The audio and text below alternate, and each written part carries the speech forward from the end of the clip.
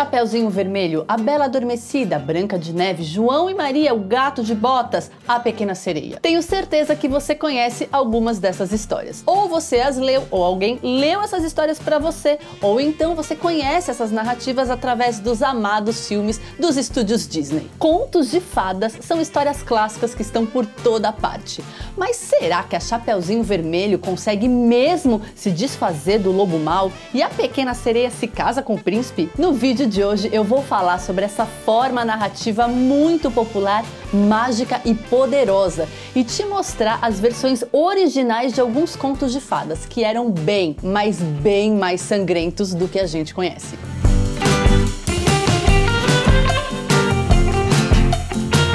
Em geral, a gente associa os contos de fadas com histórias para crianças, e isso faz mesmo sentido, porque muitos leitores e leitoras entraram em contato com essas narrativas pela primeira vez na infância. E muitas dessas histórias foram contadas e recontadas ao longo dos séculos com esse objetivo mesmo, entreter e ensinar lições de bom comportamento às crianças. Mas não só. Os contos de fadas, principalmente nas suas versões originais e primárias, também possuem conteúdo adulto, e a gente pode ler e estudar essas narrativas não somente prestando atenção nas lições morais, mas também na função da magia, o fantástico, o terror, a forma narrativa e muito mais. Além disso, os contos de fadas revelam várias ansiedades de uma época. Um dos autores mais famosos de contos de fadas, o dinamarquês Hans Christian Andersen, escrevia com a consciência narrativa de criar uma história ao mesmo tempo para crianças e adultos, algo que a Pixar aprendeu direitinho. Pego uma ideia para os adultos e depois conto a história para os pequenos,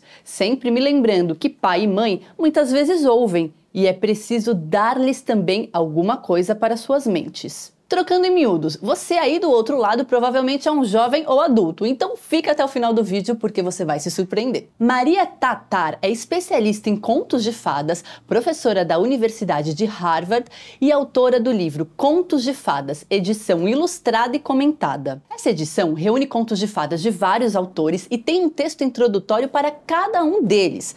Olhem só o que a especialista diz no prefácio do livro. Os contos de fadas são íntimos e pessoais, contando-nos sobre a busca de romance e riquezas, de poder e privilégio, e o mais importante, sobre um caminho para sair da floresta e voltar à proteção e segurança de casa. Dando um caráter terreno aos mitos e pensando-os em termos humanos em vez de heróicos, os contos de fadas imprimem um efeito familiar às histórias no arquivo de nossa imaginação coletiva. Gente, olhem que legal! Ela diz que os contos de fadas imprimem uma impressão familiar às histórias que estão no arquivo do imaginário coletivo. Ou seja, eles são atualizações de histórias bem anteriores. O Pequeno Polegar, por exemplo, é uma espécie de releitura da história da morte de Golias por Davi, uma narrativa bíblica. E o famoso conto de fadas, A Bela e a Fera, é uma releitura do mito Eros e Psique, um mito bem famoso da antiguidade clássica, muito explorado pela psicanálise, inclusive. A gente também pode encontrar vários paralelos entre os contos de fadas e algumas histórias clássicas da literatura. Uma moça pobre, órfã, maltratada pelos seus familiares, se casa e encontra a felicidade. Essa brevíssima descrição serve tanto para Cinderela quanto para Jane Eyre, de Charlotte Brontë. É claro que Cinderela traz o elemento mágico, a fada madrinha, o sapatinho de cristal e muitos outros eventos. Eu não estou dizendo que as histórias são iguais, claro, mas sim que há paralelos, influências e padrões que ligam os contos de fadas a várias histórias da literatura, do cinema e das séries. Eu também adoro essa imagem que a Maria Tatar traz, sair da floresta e voltar para casa. É claro que em muitos contos há mesmo uma floresta escura e aterrorizante, como em João e Maria. Mas essa floresta também é metafórica e significa um problema, uma aventura, alguma coisa que os personagens precisam resolver para conseguirem voltar para os seus lares. Em geral, os contos de fadas se passam no ambiente doméstico,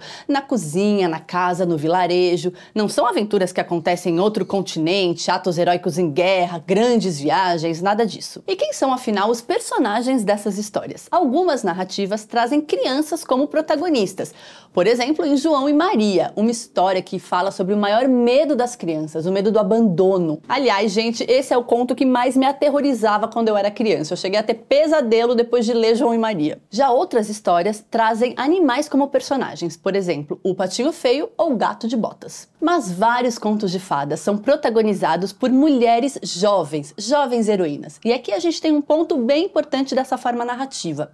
Essas heroínas são motivadas em geral pela curiosidade. Elas nutrem dentro de si um desejo de saber mais, conhecer mais e viver mais o mundo. Aliás, guardem essa informação, a curiosidade das heroínas, eu já vou falar mais sobre ela. Os contos de fadas foram contados e recontados muitas vezes, por isso a gente encontra várias versões para uma mesma história. Foram os famosos irmãos Grimm, Jacob e Wilhelm, que recolheram contos populares das regiões de língua alemã e fizeram com que alguns desses contos fossem conhecidos mundo afora. Publicado em 2 volumes em 1812 e 1815, a coletânea dos irmãos Grimm, chamada justamente Contos de Fadas, ao lado dos Contos da Mamãe Gansa, de 1697, de Charles Perrault, rapidamente se tornou a fonte autorizada para vários dos contos que foram disseminados pela Europa e também pelas Américas. É importante dizer que os irmãos Grimm foram folcloristas e compiladores, não exatamente autores. O processo de industrialização e modernização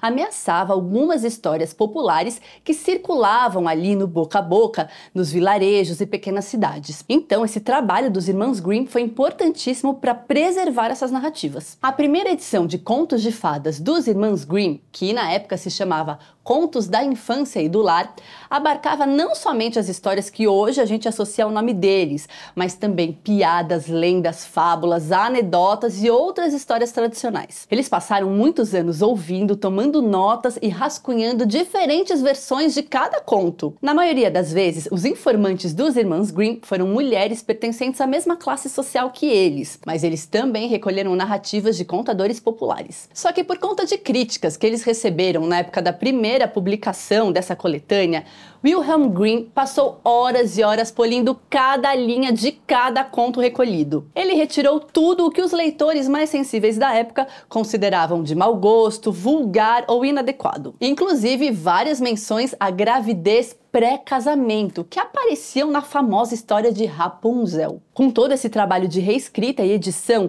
os contos então foram se tornando histórias para crianças e perdendo em parte o seu conteúdo adulto. Com tudo isso, as lições morais foram ganhando contornos mais claros, as virtudes dos personagens passaram a ser exaltadas e os vícios condenados. Vamos pegar como exemplo Chapeuzinho Vermelho.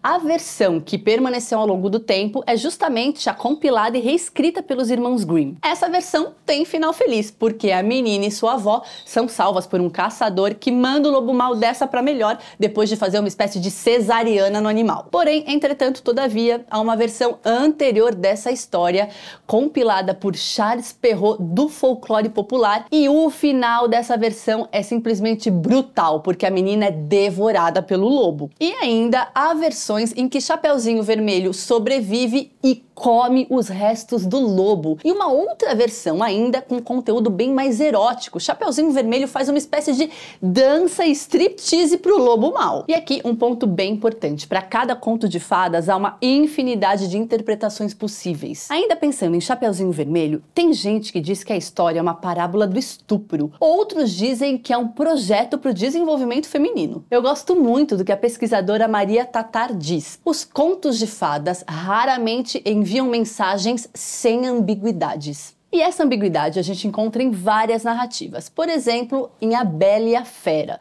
escrita originalmente por Gabrielle Suzanne Barbot em 1740, mas a versão que ficou mais conhecida foi resumida e levemente modificada por Jean-Marie de Belmont em 1756. A Bela e a Fera pode ser vista como uma história de um sequestro, afinal, a fera faz de Bela uma prisioneira no seu castelo. Mas há uma outra interpretação possível, que eu pessoalmente acho muito interessante. A história, que foi escrita e reescrita por mulheres, fala das ansiedades das mulheres da época em relação ao casamento arranjado. Mulheres precisavam se casar com homens às vezes totalmente desconhecidos, e o casamento, o corpo e o sexo eram um terreno perigoso. Além disso, a Bela e a Fera é uma variante de um tipo de história que aparece em várias culturas em muitos tempos históricos: o noivo ou a noiva animal. original? Gente, de forma bem resumida, esse tipo de história fala de humanos que se apaixonam por animais ou então híbridos de animais. E se você acha que isso é coisa de história do passado,